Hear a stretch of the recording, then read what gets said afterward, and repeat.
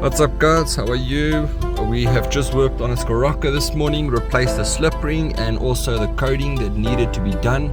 Slip ring failed, causing for the customer no DSG flaps, no buttons, hooter was not functioning, all of that's back to working again.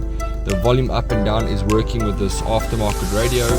Skip button is working, telephone button is working, mute button is working.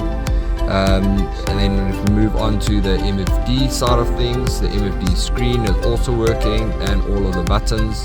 So happy days, hooter's functioning, we are good to go. Regarding cruise control, let's pick up some speed and there we go. Cruise control is functioning, I can edit it, change it, cancel it, engage it. DSG flaps are working.